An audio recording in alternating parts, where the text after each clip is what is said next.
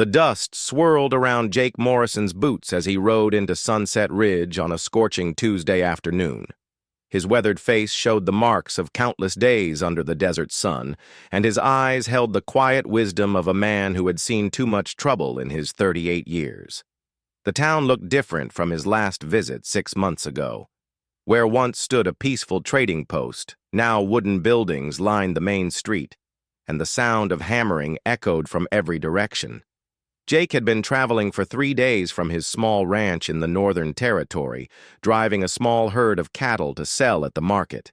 He expected to conduct his business quietly and return home within a week. What he found instead would change the course of many lives forever. As he guided his horse toward the general store, a crowd caught his attention near the town square. Men, women, and children gathered around a wooden platform that had been hastily constructed. Their voices carried an ugly excitement that made Jake's stomach turn. He had heard that tone before during the war, and it never meant anything good. Dismounting near the hitching post, Jake approached the crowd carefully. Through the gaps between people, he could see 7 young Apache women standing on the platform, their hands bound with thick rope. The youngest couldn't have been more than 16, while the oldest appeared to be in her early 20s. Their traditional dresses were torn and dirty, suggesting they had been captured after a struggle. "What's happening here?" Jake asked a man standing nearby, a shopkeeper by the look of his clean apron. "Justice, friend," the man replied with satisfaction. "These Apache girls killed 3 of our settlers last week. They're going to hang at sunset." Jake studied the 7 women more carefully. Their faces showed defiance rather than guilt, and their eyes held an intelligence that didn't match the story of mindless killers. Something felt wrong about the entire situation. In his years on the frontier, Jake had learned to read people, and these women looked more like victims than murderers. "Did anyone see them commit these crimes?" Jake asked quietly. The shopkeeper shrugged. "Sheriff Davies says they found evidence at their camp. That's good enough for the law around here." Jake noticed Sheriff Davies for the first time, a large man with a prominent belly and cold eyes. He stood near the platform, checking his pocket watch repeatedly. Everything about the scene felt rushed, as if someone wanted the execution to happen quickly, before questions could be asked. Moving through the crowd, Jake positioned himself closer to the platform.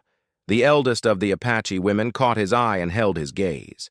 In that moment, he saw something that confirmed his suspicions.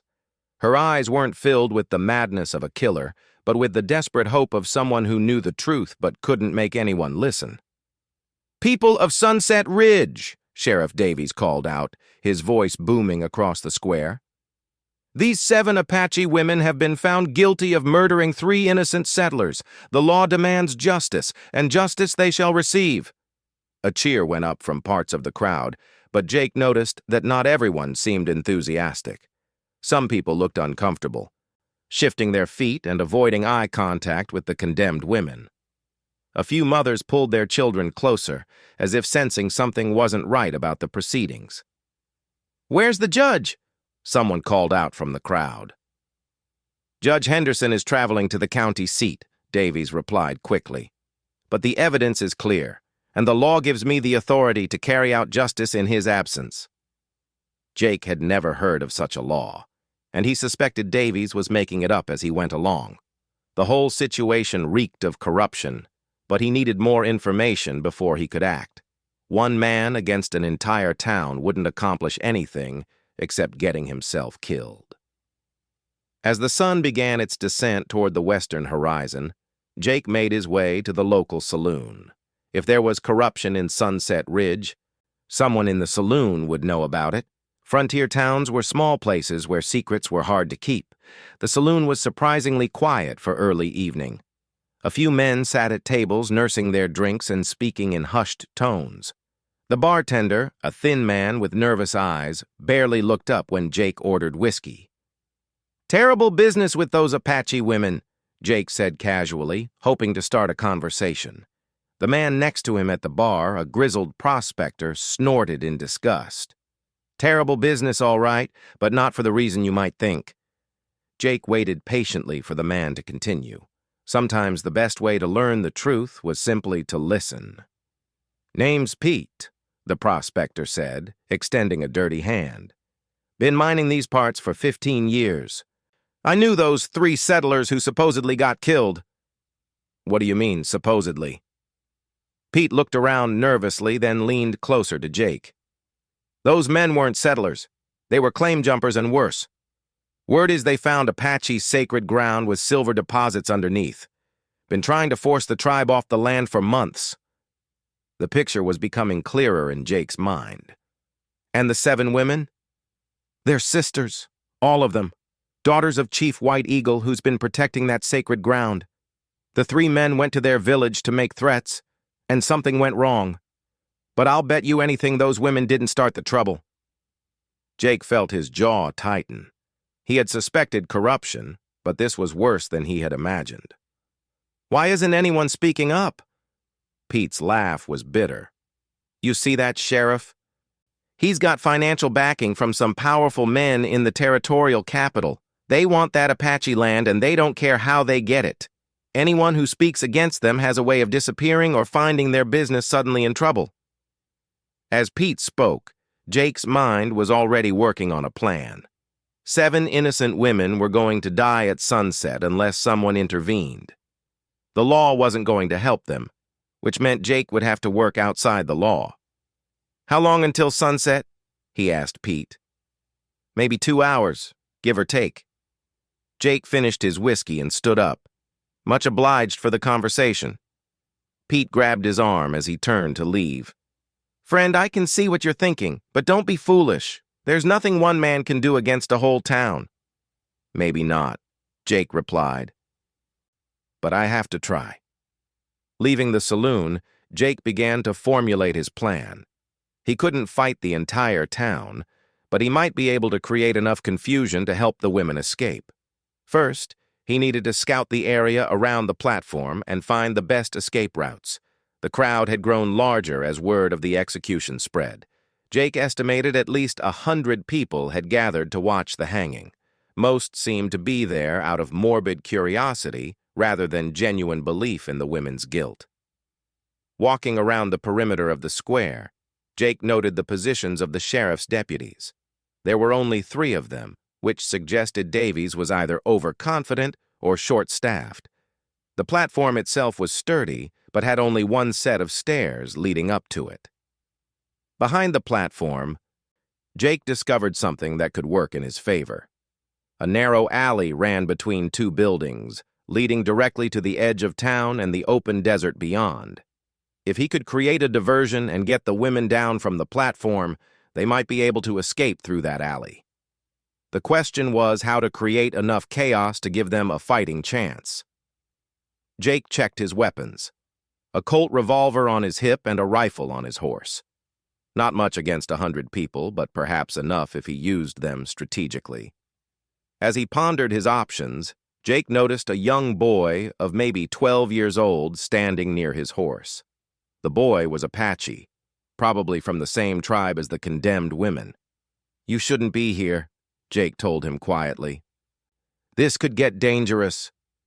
The boy looked up at him with eyes that held far too much pain for someone so young. "Those are my aunts," he whispered. "All 7 of them. My mother sent me to see if there was any way to help them." Jake's heart went out to the child. "What's your name, son?" "Running Fox. My mother is the 8th sister, but she wasn't with the others when the white men came to our village." "Tell me exactly what happened at your village." Running Fox's story confirmed what Jake had suspected. The 3 men had come to the Apache village with papers claiming they owned the land. When Chief White Eagle refused to move his people, the men had threatened to return with soldiers. The 7 sisters had followed the men when they left, hoping to reason with them and prevent violence. "My aunts went to talk peace," Running Fox explained, "but the men tried to hurt my eldest aunt, Sunflower. The others defended her, and in the fight the men died. Now the sheriff says my aunts are murderers." Jake felt his anger growing. The women had acted in self-defense, but in a territory where Apache people had few rights, their version of events would never be heard fairly. "Running Fox, I'm going to try to help your aunts, but I need you to do something for me. Can you get word to your mother and the rest of your tribe?" The boy nodded eagerly. "Tell them to be ready near the north edge of town after sunset. If I can get your aunts free, they'll need horses and a way to get far from here quickly." "I can do that," Running Fox said. "But mister, how can one white man save 7 Apache women from a whole town?" Jake smiled grimly. "Sometimes one person who's willing to do what's right can make all the difference. Now go and remember what I told you." As the boy disappeared into the growing shadows, Jake finalized his plan. It was dangerous and probably doomed to failure, but he couldn't stand by and watch innocent women die for a crime they didn't commit. The sun was getting lower in the sky, and Sheriff Davies was already testing the ropes on the platform. Time was running out, and Jake knew that within the next hour, he would either be a hero or a dead man. But looking at those 7 women standing bravely in the face of certain death, he knew he had no choice but to try. Jake Morrison positioned himself behind the general store, checking his pocket watch one more time. The sun hung low in the sky, painting the desert in shades of orange and red. In 15 minutes, Sheriff Davies would begin the execution unless someone intervened. From his hiding spot, Jake could hear the crowd growing more restless. Voices carried on the evening air, some calling for immediate justice, others expressing doubts about the hasty proceedings. He counted this uncertainty as an advantage. A divided crowd might be easier to scatter than a unified mob. His plan was simple but risky. He would create a diversion by setting fire to the hay stored behind the livery stable, then use the confusion to reach the platform and cut the women's bonds. If everything went according to plan, they could escape through the alley while the townspeople dealt with the fire. Jake struck a match and touched it to the dry hay. The flames caught immediately, spreading faster than he had expected. Within moments, thick smoke was billowing into the air, visible from the town square. "Fire!" someone shouted from the crowd. "The livery stable's on fire!" Jake watched as nearly half the crowd turned toward the smoke, including 2 of the sheriff's 3 deputies. This was his chance. He sprinted from his hiding place toward the platform, his hand on his gun but hoping he wouldn't need to use it. Sheriff Davies remained near the platform with his remaining deputy, a young man who looked nervous about the entire situation. As Jake approached, Davies spotted him and drew his weapon. "Hold it right there, stranger," Davies called out. "This is official business." "Official murder, you mean?" Jake replied, not slowing his advance. "These women are innocent. And you know it." "They're convicted killers," Davies snarled. "And if you interfere, you'll join them on this platform." Jake could see the 7 Apache women watching him with a mixture of hope and fear. The eldest sister, Sunflower, caught his eye and nodded slightly, as if understanding what he was trying to do. "Sheriff," Jake said, stopping about 10 feet from the platform, "I have information about what really happened to those 3 men. These women were defending themselves against attempted assault." "Lies," Davies spat. But Jake noticed the deputy looking uncertain. "Then why the rush to execute them without a proper trial? Why not wait for the judge to return?" For a moment, Davies hesitated, and Jake could see calculation in the corrupt lawman's eyes. The sheriff was trying to decide whether it would be easier to kill Jake immediately or try to discredit him in front of what remained of the crowd. That moment of hesitation was all Jake needed. He dove to the side as Davies fired, the bullet whistling past his ear. The crowd screamed and scattered as Jake rolled behind a water barrel and drew his own weapon. "Deputy!" Jake called out to the young man. "You don't have to be part of this corruption. These women deserve a fair trial." The deputy, whose name Jake had learned was Billy Thompson, looked torn between duty and conscience. "Sheriff, maybe we should wait for Judge Henderson to return. This doesn't feel right." "Shut up, Billy," Davies snarled. "Do your job." But Jake could see that his words had planted doubt in the young deputy's mind. Billy's gun hand trembled as he looked between the sheriff and the condemned women. The fire at the livery stable was spreading, and more people were running to help fight the flames. This gave Jake additional cover as he moved closer to the platform. He needed to reach those ropes before Davies could carry out the execution. "People of Sunset Ridge!" Jake shouted so that everyone remaining in the square could hear him. "Sheriff Davies is trying to execute innocent women to cover up a land grab scheme. The 3 dead men were claim jumpers trying to steal Apache sacred ground." "He's lying!" Davies roared, but Jake noticed that several townspeople had stopped running toward the fire and were listening instead. Jake took advantage of the moment to sprint toward the platform stairs. Davies fired again, but the shot went wide. Jake reached the platform and dove for cover behind the wooden structure that held the hanging ropes. From this position, he could see the 7 women clearly. They stood with dignity despite their bonds, and he could see the strength that had kept them alive through days of imprisonment and the prospect of death. "Sunflower," he called softly to the eldest sister, "when I cut your bonds, can you and your sisters run?" She nodded once, her dark eyes fierce with determination. Jake pulled out his knife and began sawing at the ropes binding the nearest woman. The thick hemp was tough, but his blade was sharp. As he worked, he could hear Davies shouting orders to Billy and cursing the townspeople who were asking questions instead of helping with the execution. The first rope parted, freeing the youngest sister. Jake moved quickly to the next woman, keeping low to avoid Davies's line of fire. The sheriff had moved to the opposite side of the platform, trying to get a clear shot, but the wooden structure provided good cover. "Billy," Davies commanded, "get up there and stop him." But Deputy Thompson remained frozen, his gun lowered.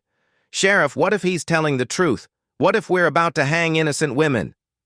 "They're Apache," Davies snarled. "That makes them guilty of something." Jake's knife freed the second woman, then the third. He was making good progress, but he could hear Davies moving around the platform trying to find a better angle for a shot. Suddenly, a new voice cut through the chaos. "Davies, you lying snake, stand down!" Jake looked up to see an elderly man with a badge approaching the platform. The man's clothes were dusty from hard travel, and his face was grim with determination.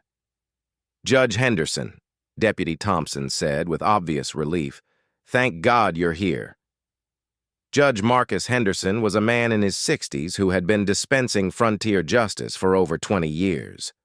His reputation for fairness was known throughout the territory, and Jake felt a surge of hope at his arrival. "I received word about these proceedings and rode through the night to get here," Henderson said, his steely gaze fixed on Davies. "By what authority are you conducting executions in my absence?" Davies's face had gone pale, but he attempted to bluster his way through. "These women are dangerous killers, Judge. I was maintaining order in your absence." "The only authority you have is to hold prisoners for trial," Henderson replied coldly. "Release those women immediately."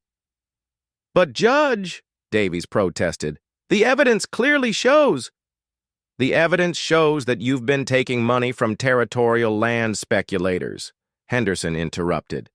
"I've spent the last month investigating reports of corruption in this district, and your name keeps appearing in connection with illegal land seizures."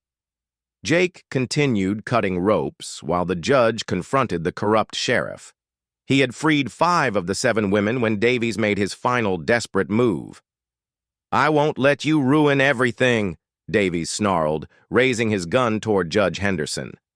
But Deputy Thompson had heard enough. The young lawman stepped between Davies and the judge, his own weapon drawn. "Sheriff, I can't let you threaten Judge Henderson. Drop your gun." Davies spun toward Thompson, his face twisted with rage. "You little fool. Do you know how much money you're throwing away?" "I know the difference between right and wrong," Thompson replied firmly. "Something you seem to have forgotten." While Davies was distracted by his confrontation with the deputy, Jake cut the bonds of the last 2 women. All 7 sisters were now free, rubbing their wrists and looking around for escape routes. Judge Henderson stepped forward, his authority clear in every word. Sheriff Davies, you're under arrest for corruption, conspiracy, and attempted murder. Deputy Thompson, please disarm him." Davies looked around wildly, seeing his schemes crumbling around him. The fire at the livery stable was under control, and townspeople were returning to the square to witness his downfall. His corruption was about to be exposed to everyone. In a final act of desperation, Davies raised his gun toward the Apache women, apparently deciding that if he couldn't execute them legally, he would murder them outright. Jake didn't hesitate. His Colt appeared in his hand as if by magic, and he fired once. Davies's gun flew from his hand as Jake's bullet struck it, leaving the corrupt sheriff clutching a wounded wrist. "It's over, Davies," Henderson said quietly. "Deputy Thompson, arrest this man." As Thompson moved to handcuff the disgraced sheriff, Jake helped the 7 women down from the platform. They moved gracefully despite their ordeal, and he could see the relief in their eyes as they realized they were truly free. Sunflower approached Jake, speaking in accented English. "You risked your life for strangers." "Why?" "Because what was happening here was wrong," Jake replied simply. "And sometimes a person has to stand up for what's right, regardless of the consequences." Judge Henderson joined them, his weathered face showing approval. "Mr. Morrison, Jake Morrison." "Mr. Morrison, your actions tonight prevented a terrible injustice. I'll want to speak with you and these women about what really happened to those 3 men." "They were defending themselves against assault," Jake said. "The men who died were trying to force the Apache off their land for a silver mining operation." Henderson nodded grimly. "That matches the information I've been gathering about Davies's activities. There's been a pattern of harassment against Apache settlements throughout this region, all connected to mining interests." Sunflower stepped forward, her dignity intact despite her recent ordeal. "Judge Henderson, we wish only to return to our people and live in peace. We did not seek the deaths of the 3 men, but we could not allow them to harm our family." "I understand," Henderson replied. "And based on what I've learned about this situation, I believe you acted in self-defense. You and your sisters are free to go." As word spread through the crowd that the execution had been stopped and Davies arrested, Jake could see the mood of the townspeople changing. Many looked ashamed of their earlier bloodthirst, while others seemed relieved that justice had prevailed. Pete, the old prospector from the saloon, approached Jake with a grin. "Told you it was terrible business, friend. Glad to see someone had the courage to do something about it." Jake was about to respond when he spotted young Running Fox approaching from the edge of the crowd. The boy's eyes were bright with tears of joy as he ran toward his aunts. "Aunts!" he cried in Apache, embracing Sunflower. The reunion of the women with their nephew was touching, but Jake knew they weren't entirely safe yet. Davies might be in custody, but the men who had been paying him were still free, and they wouldn't give up their plans easily. "Judge Henderson," Jake said quietly, "these women need protection. The people behind this scheme won't be happy that their plans have been exposed." Henderson nodded thoughtfully.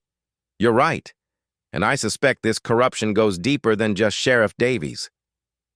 I'll need to investigate the entire territorial land office." Sunflower overheard their conversation. "We do not fear those who would steal our land. We have faced worse enemies and survived."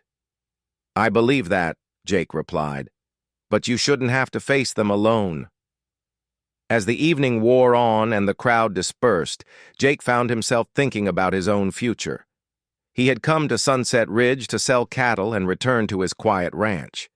Instead, he had uncovered a web of corruption that stretched across the territory.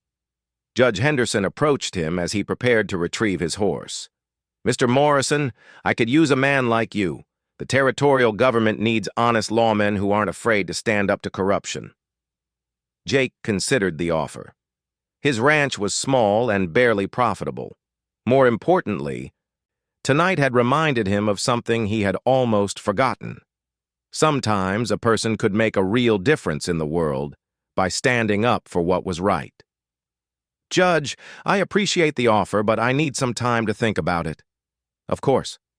Take all the time you need. But remember, there are more Sheriff Davises out there and more innocent people who need someone willing to fight for them. As Jake mounted his horse, Sunflower approached him one final time. Jake Morrison, you will always be welcome in the village of our people. You have proven yourself a friend to the Apache. Thank you, Jake replied. That means more to me than you know. Riding away from Sunset Ridge under the stars, Jake reflected on the events of the day. 7 innocent women were alive because he had chosen to act rather than stand by and watch an injustice occur. The corrupt sheriff was in custody, and Judge Henderson would work to expose the larger conspiracy. But Jake knew this was only the beginning. The territorial land grab scheme involved powerful people who wouldn't give up easily. There would be other corrupt officials, other innocent victims, other moments when someone would need to choose between safety and doing what was right. As his horse carried him through the desert night, Jake Morrison began to realize that his quiet life as a rancher might be coming to an end. There was important work to be done, and perhaps he was the man to do it. 3 weeks after the events in Sunset Ridge, Jake Morrison sat in Judge Henderson's temporary office in the territorial capital, reviewing documents that painted a picture of corruption more extensive than either man had initially imagined. The investigation into Sheriff Davies had uncovered a network of corrupt officials, land speculators, and mining companies that stretched across 3 territories. The scheme involved forging government documents, bribing local officials, and using intimidation to force Apache and Mexican families off valuable land. "Look at this," Henderson said, pushing a ledger across the desk. Davies kept detailed records of every payment he received. The man was either incredibly stupid or thought he was completely untouchable. Jake studied the ledger entries. Names, dates, and amounts filled page after page. Some of the names belonged to prominent territorial officials, while others were connected to mining companies and land development firms based in San Francisco and Denver. "This goes all the way to the territorial governor's office," Jake observed, pointing to several large payments from a company called Western Frontier Development. "That's what worries me most," Henderson replied grimly. "If the corruption reaches that high, cleaning it up won't be easy or safe." Since accepting Henderson's offer to become a territorial investigator, Jake had discovered that his decision to intervene in Sunset Ridge had put him at the center of something much larger than a simple case of frontier justice. The 7 Apache sisters he had saved were just one small part of a systematic campaign to steal Native American land for mining and development. A knock at the door interrupted their discussion. Deputy Marshal Sarah Collins entered, carrying a telegram that made her face grim. "Judge Henderson, we have a problem," she said. "The Apache village where the 7 sisters live was attacked last night. No one was killed, but several buildings were burned and someone left a message warning them to leave the territory immediately." Jake felt his jaw tighten. "Any idea who was responsible?" "The attack came just after midnight," Collins replied. "The perpetrators wore masks, but witnesses said they recognized some of the horses as belonging to men who work for Western Frontier Development." Henderson stood up and began pacing. "They're trying to finish what Davies started. If they can't get the land through corrupt legal proceedings, they'll use direct intimidation." "Or worse," Jake added. "These people have already shown they're willing to murder innocent women. Burning buildings might just be the beginning." Over the past 3 weeks, Jake had learned more about the 7 sisters and their family. Sunflower, the eldest, was not only a respected leader among her people, but also an educated woman who spoke 4 languages and had studied at a mission school in her youth. Her sisters were equally remarkable, skilled craftswomen, healers, and teachers who contributed significantly to their community's well-being. "Judge, I need to go to their village," Jake said. "They're in danger because of what happened in Sunset Ridge. It's my responsibility to help protect them." Henderson nodded. "I agree, but you shouldn't go alone. This investigation has made us all targets. Marshal Collins, can you arrange for additional men? I have 3 deputies who can be ready within an hour, Collins replied. But Jake, are you sure about this? These people have already tried to hang 7 women. They won't hesitate to kill anyone who gets in their way. Jake thought about Sunflower's dignity in the face of death, and about young Running Fox's courage in trying to help his aunts. Someone has to stand up to them. If we don't, they'll keep terrorizing innocent families until they get what they want. 2 hours later, Jake rode out of the territorial capital with Deputy Marshal Collins and her 3 men. The journey to the Apache village would take them through some of the most beautiful and dangerous country in the territory. As they traveled, Collins filled Jake in on additional details about the Western Frontier Development Company. The organization was owned by a consortium of Eastern investors who had never set foot in the territory but were eager to exploit its mineral wealth. The ironic thing, Collins explained, is that the Apache land they're trying to steal isn't even the richest in silver deposits. There are dozens of other sites that would be more profitable to mine. Then why focus on this particular area? Jake asked. Because it's sacred to the Apache. The company's strategy is to break the spirit of the tribal communities by taking their most important ceremonial sites.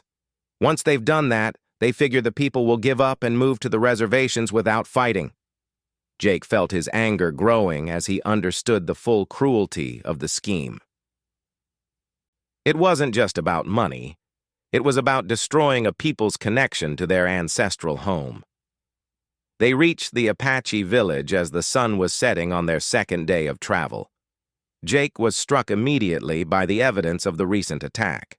Several traditional dwellings had been burned, and scorch marks were visible on other buildings. But what impressed him most was the determination he saw in the faces of the villagers. Instead of showing defeat or fear, the Apache people were working together to rebuild what had been destroyed. Children helped adults gather materials, while women prepared food for the workers.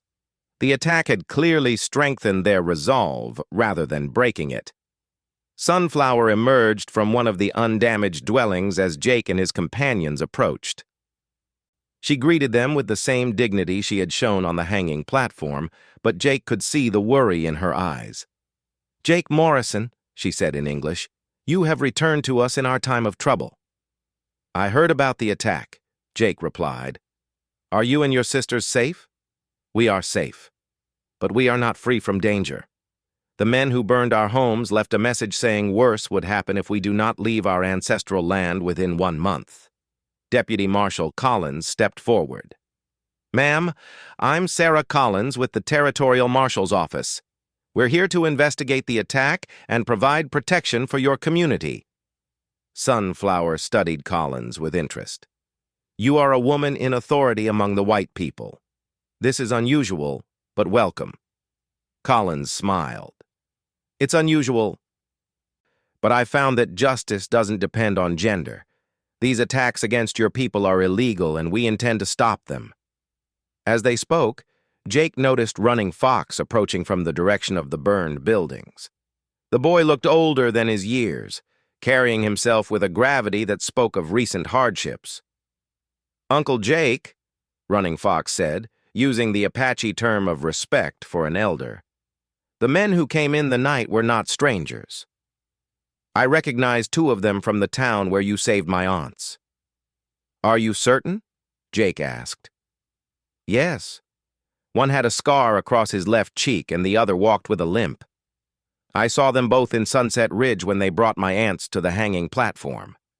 Marshal Collins made notes in her journal. "That suggests the attacks are being coordinated by the same people who were working with Davies. They're not giving up just because the sheriff was arrested." Chief White Eagle, Sunflower's father, joined their conversation. He was a man in his 70s whose weathered face showed both wisdom and weariness. Despite his age, he carried himself with the bearing of a warrior. "Marshal Collins," he said in careful English, "my people have lived on this land for many generations. Our ancestors are buried here, and our sacred places connect us to the spirit world. We cannot simply move to another place like white people move from one town to another." "I understand," Collins replied respectfully. "And the law says you have the right to stay on your land. These attacks are criminal acts, and we will prosecute those responsible." "But can you protect us while you search for evidence?" Sunflower asked. "These men strike at night like cowards, and they threaten our children as well as our adults." Jake had been thinking about this problem during their journey. "What if some of your people temporarily move to safer locations while we work to eliminate the threat? It wouldn't be permanent, just until we can arrest the people behind these attacks." Chief White Eagle shook his head firmly. "If we leave now, even temporarily, the land thieves will claim we have abandoned our homes. By the time we return, they will have papers saying the land belongs to them." Jake realized the chief was right. Frontier law was often interpreted in favor of those with the most money and influence. Leaving the land, even for safety reasons, could give the Western Frontier Development Company the legal pretext they needed to claim ownership. "Then we'll have to make our stand here," Jake said. "Marshal Collins, can we get additional men from the territorial capital?" "I can request them, but it will take at least a week for reinforcements to arrive. In the meantime, we're on our own." As night fell, Jake and the other lawmen helped the Apache villagers organize their defenses. The village was situated in a valley with hills on 3 sides, which provided some natural protection but also created potential ambush positions for attackers. They set up a watch rotation that included both Apache warriors and the territorial officers. Jake was impressed by the skill and discipline of the Apache defenders. These were people who had been fighting to protect their homeland for generations, and they knew the terrain better than any outside force. Around midnight, Jake was on watch with 2 eagles, one of Sunflower's cousins, when they spotted movement on the eastern hill. At first, it looked like shadows moving between the rocks, but gradually they could make out the shapes of men positioning themselves for an attack. "How many?" 2 eagles whispered in Apache. Jake counted carefully. "At least 20, maybe more. They're trying to surround the village." 2 eagles made a soft bird call that Jake recognized as a signal. Within moments, Apache warriors were moving silently through the darkness, taking positions to counter the approaching threat. The attack began just before dawn with gunfire from 3 directions simultaneously. But instead of catching the villagers by surprise, the attackers found themselves facing organized resistance from defenders who knew every rock and tree in the area. Jake found himself fighting alongside Sunflower, who proved to be as skilled with a rifle as she was wise in counsel. Her calm courage reminded him why he had been willing to risk his life to save her and her sisters. "They expected to find helpless victims," she said during a brief lull in the fighting. "Instead, they face Apache warriors defending their home." The battle lasted for over an hour, but gradually the attackers began to retreat. Jake and Marshal Collins led a counterattack that captured 3 of the raiders, while the others fled into the desert. When the fighting ended, Jake was relieved to discover that no one in the village had been seriously injured. The attackers hadn't been so fortunate. Several had been wounded, and the 3 prisoners would provide valuable evidence for the investigation. Under questioning, one of the captured men revealed that the attack had been organized by Western Frontier Development's local manager, a man named Charles Whitman, who operated out of the territorial capital. The prisoners also confirmed that Davies had been just one part of a much larger criminal organization. "This gives us what we need to make arrests at the highest levels," Marshal Collins said with satisfaction. "With this testimony and Davies's ledger, we can dismantle the entire corruption network." But Jake knew their victory was only partial. Even if they arrested Whitman and his associates, the Eastern investors behind Western Frontier Development would simply find new local partners to carry out their schemes. "We need to do more than just arrest the local criminals," he told Collins. "We need to expose the entire operation to public scrutiny." If newspapers in San Francisco and Denver start writing about systematic corruption and attacks on Native American communities, the investors will face pressure to abandon their illegal activities. Sunflower, who had been listening to their conversation, made a suggestion that surprised them both.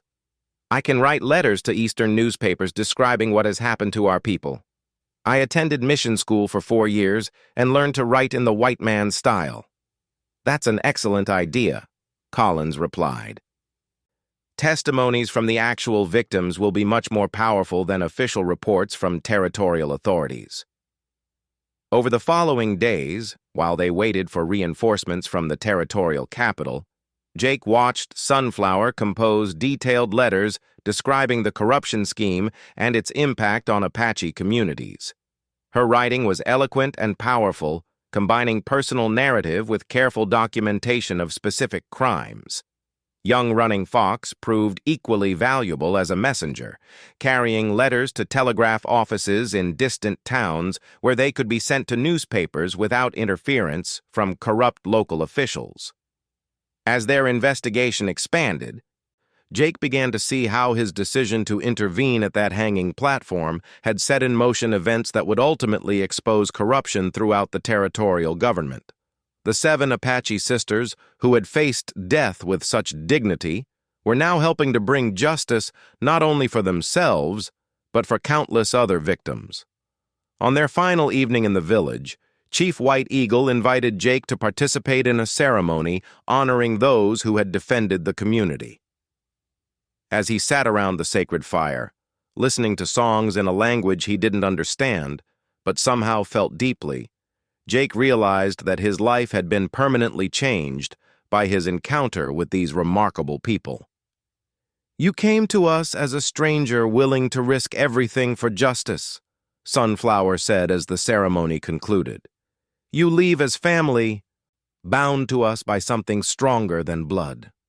Jake Morrison had set out to sell cattle and return to his quiet ranch.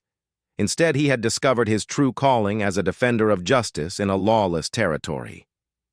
As he prepared to return to the territorial capital to continue his investigation, he knew that his days of simple ranching were behind him. The corruption network they had begun to expose was vast and dangerous, but Jake had learned something important from the Apache people he had come to love. Sometimes the most important battles were not the ones you chose, but the ones that chose you. And when that happened, the only honorable response was to stand and fight, regardless of the personal cost. The 7 sisters were safe, their community was protected, and justice was finally beginning to prevail. But Jake Morrison's story as a defender of the innocent was just beginning.